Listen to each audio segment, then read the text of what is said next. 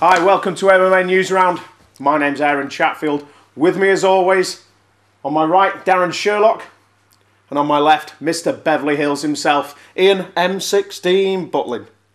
So guys, it's been a busy couple of weeks since our last show. What have you both been up to, Darren? I've been busy getting fighters prepared mainly. We've got quite a few big shows coming up, title defence coming up, so working hard, making sure they're ready. Yeah, it's looking a busy couple of months coming up now. Excellent. What shows are you all guys fighting on? We're on the George Carnell Rick Belcher's Cage Conflict next weekend, I believe, and then we're also on the Full Contact Contender, which has just moved to a new home of the Reebok big venue. So Adam Tay stepping up now to the next level. Yeah. Should be a good show. It's a great venue, the Reebok, really good venue. So, fingers crossed, hope it goes well for him. So, Ian, what have you been doing? Anything?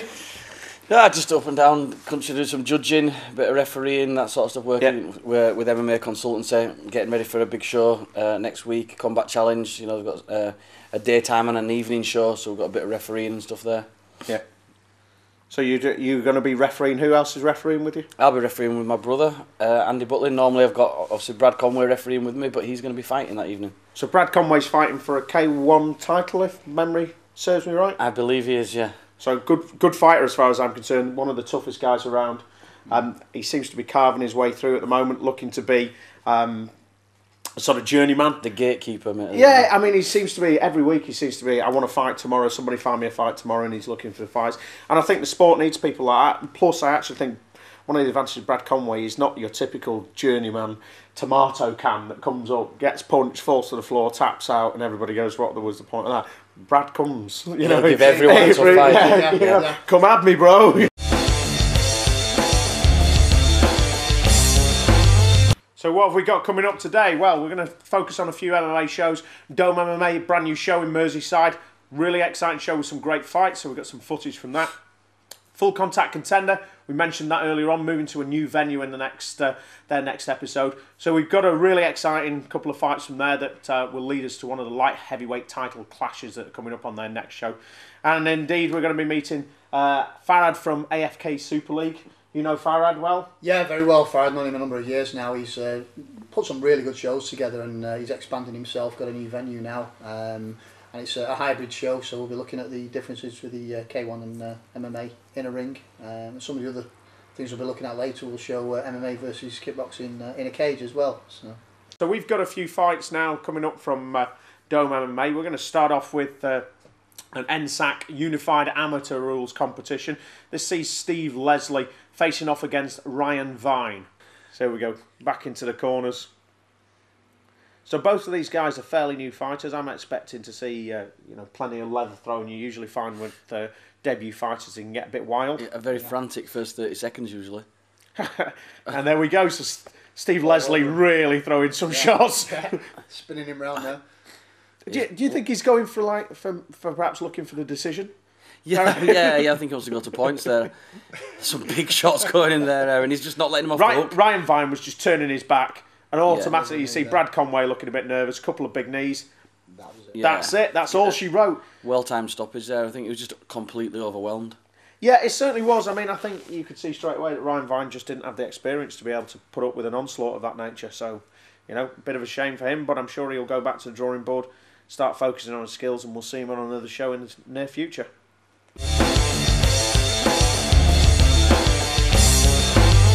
So the next bout from Domo MMA, we're going to look at perennial journeyman Danny Welsh. You'll see him every weekend on virtually every show, up against Dave Fortner, who was on the Ultimate Fighter a few series ago. Very tough opponent. Really exciting fight this. Will Danny Welsh be able to make his stand-up actually work? Will he be able to keep it on his feet, land those shots? We're going to see Dave Fortner taking this to the ground and perhaps looking for a submission. Excellent submission fighter. He's got a world title in submission now, Dave. Yeah. So here we go. You can see straight away Danny Welsh, light on his toes. He's got a really nice Thai style, he really has. He throws confident shots. The times he's lost, it's because he's gone to the ground and he's not been able to... Yeah, if he can keep a fight standing, he couldn't give anyone a tough fight. And there's his mistake straight away. Caught that kick, landed a great right hand, dropped Dave Fortner, and jumped into his guard. Exactly, why didn't he just back away? Worst position for him to be in right now. Yeah, tied up tight. Look how... Nice reversal there, though. Sweep. So Dave Faulkner, you know, I've trained with Dave Faulkner in the past. He is a superb grappler. I mean, his top game is like, you know, titanium anvil. And I must thank Ben Cartledge for titanium anvil top game. He's managed to get his back. And if you look at Danny Welsh's record and look at how many losses he's got to rear naked choke, it tells a tale. People are all taking the same game plan now because they don't want to stand with him, so they know, you know. Get him down, you get his back, and then you stand a reasonable chance of getting that rear naked choke submission. Just a bit disappointing that he jumped into that guard, you know. He should have kept it standing. Yeah, because it was a good knockdown, you know. Nice, clean, crisp right hand, and then just jumps into Dave just sticking to his back. He's not really got his hooks in there. I think he'll start chasing a hook in and try and flatten Danny out a little bit. Yeah, he's pushing there. He's looking to flatten him out. Once you flatten your back, that's it. Yeah, fight over. So there you go. Not a surprising result. I mean, I would like to see Danny Welsh winning. I'm always in Danny Welsh's corner. You know, I want to see the guy succeed. He's a genuinely nice guy. You know, fights for the right reasons. But that was a tough fight against Dave Faulkner. And, you know, there you go. You see the result at the end of the day. First round submission win to Dave Faulkner.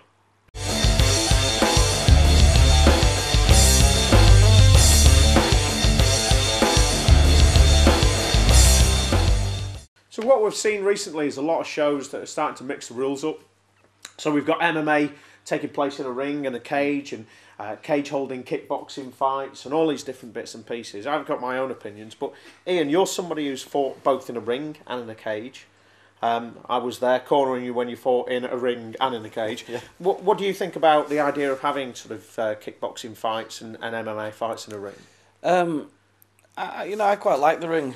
I used to love the Pride shows, the Japanese shows and stuff with MMA in a ring. Is it just because you like to hold the ropes and stomp on people's heads? Yeah, I like to do a bit of vandally, but yeah, I like both. I can see sort of positives and negatives to both, but the only thing for me is that I feel that MMA needs to have its identity, and I think the identity is that cage, and that's the only reason, out of all the sort of different things I could say, that's the only reason I think that they should stick with just a cage, MMA in a cage, but just to give it that identity so everyone knows what it is. Still get people confused about the sport and not really understanding it. I think that individual identity is important.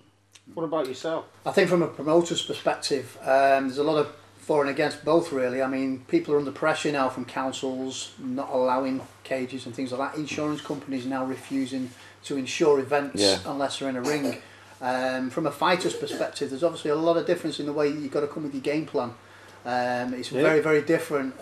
On the ground, being able to wall walk, which you can't on ropes, resetting fights a lot more time when you're against ropes. Yeah. I think even stand-up fighters, kickboxers, have got to adjust their game plan. They can't throw kicks as wild in a cage because they're catching toes, things like that. You can't use the ropes to rock back on, which is a technique that a lot of Thai fighters use to get out of range of something and come back in after that. Yeah. I mean, I've got to be honest. I think, I don't see any reason to have kickboxing and MMA on the same show. I'm not, and I understand that people might want to do that.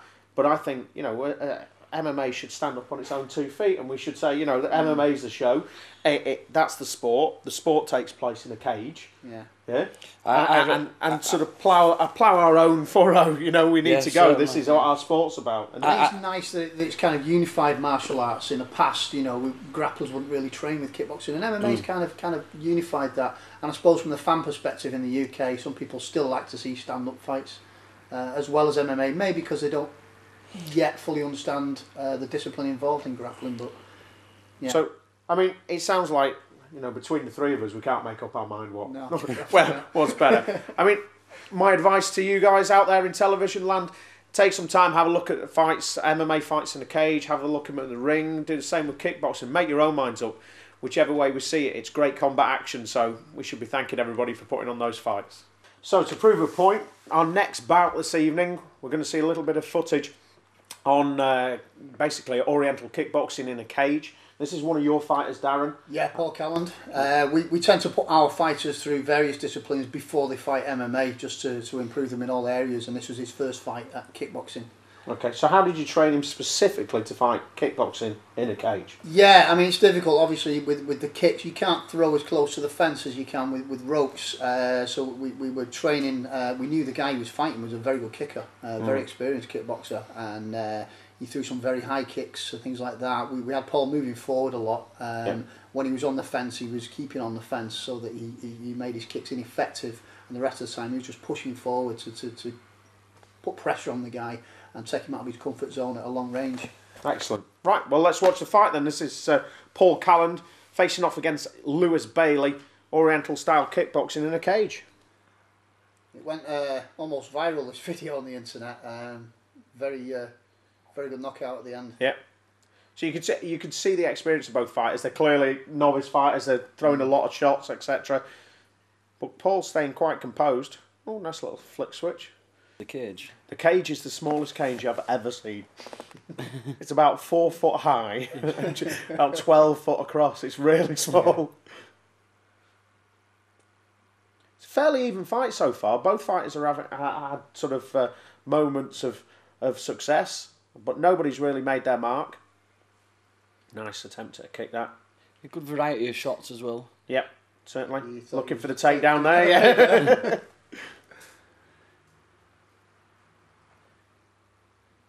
Wonderful stuff. Both taking the time now. It's quite nice. Nice. Oh! So that was beautiful. So he went for the right high kick. That missed its mark. It carried on the momentum through the back fist. It just gave his instinct nice. It's a technique we practice a lot. That if you miss a kick, high kick like that, straight around with the spinning back fist or spinning back kick, he went for the back fist and landed it clean. Yeah. Yeah, excellent. So good performance there from Paul Calland. And really sort of shows some of the interesting bits and pieces about having kickboxing in the cage, how you've got to change the way you fight. You've got to be more aware of the fence and the space that you're using as well. But great, you must be proud of him, and I'm sure you're looking forward to his MMA debut. Yeah, definitely, yeah. So keeping on the topic of MMA in a ring and a cage and kickboxing in a ring and a cage, we're going to introduce our guests this evening. This is Farad. He represents AFK Super League, one of the hybrid shows that are up and down the country. That's right, yeah. Good to see you, Farad. You too. So tell us a little bit about AFK Super League. Okay, it's started off as just a kickboxing show, but what happened is a lot of local clubs are doing MMA, and a lot of them are grappling clubs. They wanted me to incorporate some MMA matches as well. So we had to make a few improvisations, like getting a 5-rope ring and get a few qualified officials who understand MMA as well. Yeah. So now we're primarily a kickboxing show. When I say kickboxing, I don't necessarily mean the hybrid, shiny pants variety like Ian mentioned earlier, but I mean more like the Oriental style, which is similar to Thai boxing, except we've got a limited clinch, so you can kick the legs, you can clinch a knee. But also we've got a few MMA fights on because of the demand of the sport these days. And I find, hybrid shows, we bring everybody together. We've got fights from all different disciplines taking part. We've even had taekwondo and karate people taking part, and some of them done quite well. We've had varying degrees of success. I think one of the shows, as you can see, we had a taekwondo expert not do very well, but then we had one karate guy win by KO with a strange technique called a Moashizuki, which is like their version of a hook. Nice. Any Aikido? No. Shame, that Aikido's incredible. So let's have a look at some of the action from Farad's shows. Our first bout is going to be a kickboxing bout. Tell me about this first bout. This is a Commonwealth kickboxing title bout. Now the two fighters is Dave Wright, who holds an ICO European title, ICO like a splinter group off the ISKA, while Adam Hadfield holds English and British titles under the ISKA, and it's under kickboxing rules. So the Thai boxer Dave Wright has to give away knees and elbows, but other than that, you can still kick the legs as well as the body and head. Adam Hadfield fights under various different fighting styles, not just under kickboxing. He's not to fight unlicensed boxing. He's fought MMA, which he's had 4 fights in, and has also fought Thai. And he comes from originally a Wadaru karate background. Okay, so here we go. This is Adam Hadfield versus David Wright on AFK Super League, and this is an ISK kickboxing bout. So a nice little low kick there, chopped into the thigh. Spinning back fist, back kick. That was beautiful. That was really found its mark. Very well timed kick that. They can be hard to land them, but when they do land, they can be very, very effective. The crowd loved it. Yeah. Well, the crowd always loves those exciting moves, don't they? So we're going to fast forward now to the fifth and final round. He needs to be first and last as well.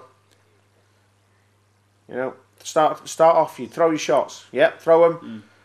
Look for the counter, throw them in the end afterwards. What's interesting, Adam Hadfield's fighting in a southpaw stance is actually naturally right-handed. Yeah, that's a bit sort of kung fu style. Quite often you see that kind of thing. Yeah. from a karate background. Yeah, it's karate usually still have the power hand at the back, whereas kung fu they tend to put the power hand at the front. Kind of like Bruce Lee says, strong side forward. Yeah. What did he know? He was a genius. No, he wasn't. He started MMA. No, he didn't. Many people say that he invented kickboxing. Yeah, well, he didn't.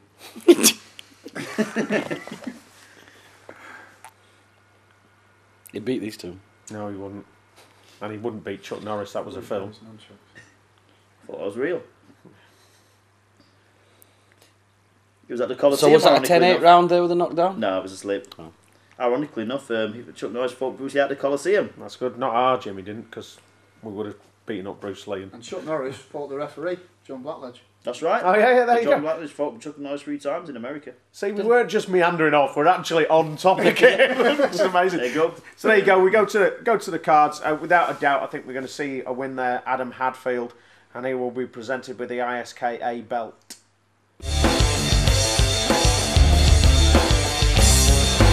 Okay, so next we're going to look at another bout from AFK Super League, and this is going to be an MMA bout. I believe it's the ISKA Northern Area title. Tell me a little bit about it. Yeah, it's a Northern Area amateur title. I mean, the Northern Area amateur title, it's 3 4-minute rounds. We're allowed to ground and pound to the head, but they've got more padded gloves on. Like we've got the 8-ounce sparring gloves. Okay, so here we go. This is Rich Taylor against Chris Collins, ISKA Northern Area title. So I recognise that referee. Paul Crossley, also a very competent Thai boxer, Paul Crossley is. Indeed. There's Rich Taylor in the white and grey trunks, and the black trunks we got. So straight away, Paul Crossley having to grab hold of the ropes to stop the fighters falling through. And again, these are my concerns that I have with MMA in a ring. You know, the referee's having to do too much here. But going back to the fight, guillotine choke on there. This is Rich Taylor with a guillotine choke. Chris Collins with a guillotine, and he's broken out. Ground and pound. He should have finished that when it went to the ground. Trying to use some form of X guard badly. He's dropped into half guard now. Nice reversal. Saved by the ropes, but a little bit tangled up in there. Paul Crossley having to do some more work again. So I remember back in some of the old Valley 2 days having netting on the bottom 2 rings. That's right, yeah, I've seen Which those. is quite interesting. It's about time Paul did some work. He was meant to be in the gym yesterday, and he didn't turn up. Oh, there you go. He's got a fight coming up as well, so That's right, he's fighting a very competent kickboxer by the name of Joe McGovern from Sheffield. should be good. Some great knees going in here from Chris Collins. Chris Collins. Solid knees into the body. Outside trip, gets his man to the ground. So punches to the head now. What you'd expect to see. Yep. That's right, yeah. Some big shots. For me, I think when you're in this position, you've got to choose your shots first of all. Get some good solid shots in. Don't just sit up and do a flurry and burn your arms out. Get the quality shots in. Once your fighter starts covering up, then start throwing lots and lots of shots and look for the referee to stop the action. But he's throwing in these shots, I think, mainly to try and get himself in a rear naked choke position. He's gone for the body triangle. He's giving it up. I mean, he should be working now. He's trying to either pull back got him. or float back. He's almost got it on. He's Yeah, looking for the armbar.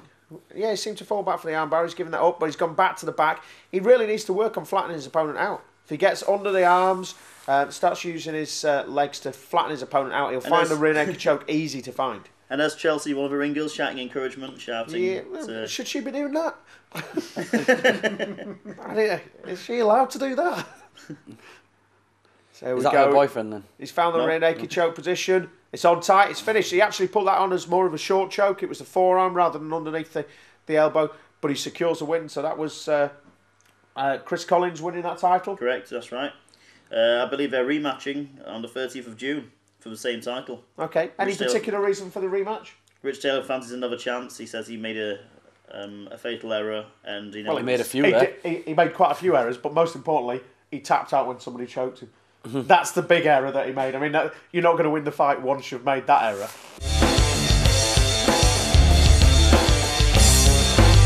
So we've got a new section of the show this week. This is the Iron Fighter Challenge. We've got 5 exciting exercises, and what we're going to see is a fighter each week compete onto the challenge, see whether they can better the time of our infamous in-house fighter. So we're going to introduce you to the Twig. Tell us about the Twig. Well, some people say that we blatantly ripped this off a certain television programme. All we know is, here's the twig.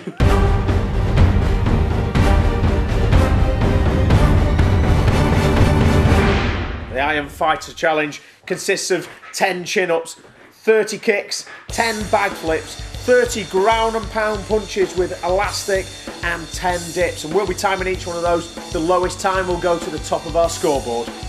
There we go, the first exercise is to do the chin-ups. These are shoulder width, palm away chin-ups, full extension, arms straight down, all the way over to chin above the bar.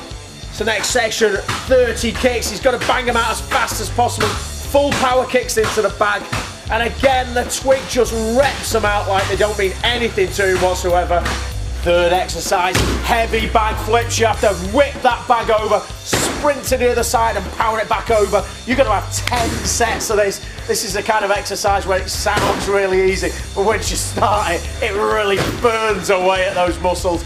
Resisted ground and pound shots. He's got to throw 30 shots as quickly as he can, landing them on the bag. This is just vicious ground and pound, Aaron.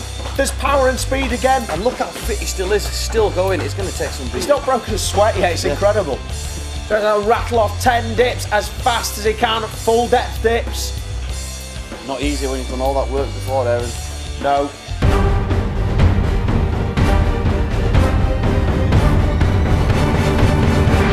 So that was the Iron Fighter Challenge. All the times are in. Darren, what does it look like? 1 minute 25 seconds, an outstanding time. I challenge any fighter out there to try and beat that. It wouldn't surprise me, you know, if he's related by blood to that famous racing driver. I have no idea what you're on about. Mate, nothing to do with me whatsoever. So you think you got any fighters that can challenge that time, Aaron? Probably, yeah. I mean, I thought the twig was you, actually. Rumour has it. Similar physique, similar build. Very, very similar. Very similar. We're going to see Luke Taylor taking on Brett McDermott on the 23rd on Full Contact Contender at Reebok. Two great warriors of the ring. Exciting bout took place on the last Full Contact Contender. That's right. Let's tune into the later rounds and see how the action's going. So we've got Mitchell here really trying to get to the takedown. He wants to get a dominant position, but he's struggling. I think you were right before, Ian, that fatigue looks as though he's settled in. He's desperately chasing that leg. Got himself caught in a guillotine. Looks tight, that as well. Yeah, I mean, Brett could do with having his legs a bit higher up so he can stretch out Richard's back. You know, getting the guillotine on sometimes is as much about controlling the back, keeping your opponent straight and strong so that you can put the pressure on the neck. And I can see Mitchell getting his head out of this at some point, especially so late in the bout. There you go. The arm gets fatigued. It's very difficult to finish those submissions late on. And the problem you've got then there is you're now sat underneath in guard with a short, stocky opponent on top of you. Yep. But, I mean, Mitchell's standing up straight. He's not really using the hip control there. He should be getting his weight down, really controlling Brett, stopping Brett moving his arms and his legs around. He made a mistake there. He dived for the arm. Didn't quite have the leg over though, did he? No, really bad manoeuvre. He should have taken his time then because he's... Sneaky knee to the head on the floor. Yeah, he's really made it. Brett got warned there for the use of the forearm stroke elbow. Yeah. A referee, Neil Hall, just making sure everything's happening. As far as I'm concerned, I think Mitchell will be looking at this bit here just to get a nice little breather because he looks pretty exhausted. He's a tough, muscular guy, and the problem is when you're carrying that much muscle, it's very difficult to go into the later rounds. Yeah, big oxygen demand on your system. Oh, and the lactic acid by this stage must have really filled up. He looks a bit beaten up. He's bloody around the face, but this guy's a warrior. I'd like to see Brett using his range at this point. He's got the edge in height. If he throws them straight shots, he should be in the head. There you go, beautiful jab, beautiful right hand. Hands are very low there. Absolutely beautiful. Yeah. Oh, beautiful left knee, and I tell you what, that could have spelled the end of this fight for Mitchell. Some nice crisp punches, that crisp knee. Yeah, it does look a force to be reckoned with, this. He's managed to get the underneath the chin there, so he's got a bit of underhook. Rolled him to his back. It's all ground and pound action. The referee's looking in very closely at this. And there you go. He stopped that fight. Good stoppage as far as I can see. I think Mitchell was probably taking way too many shots there. So that's been the second issue of MMA News Round. We've all enjoyed ourselves. We've got an exciting show coming up next time round. We're going to get a top quality UK promoter on to tell us all about their show. And I'm sure that we'll have a fighter competing in the Iron Fighter Challenge. and seeing whether he can better the Twigs times. So, thank you very much for tuning in. I'm Aaron Chatfield. It's been great to talk to you. I've been Ian Butlin. And I've been Darren Sherlock. Thanks. See you next time. Good night.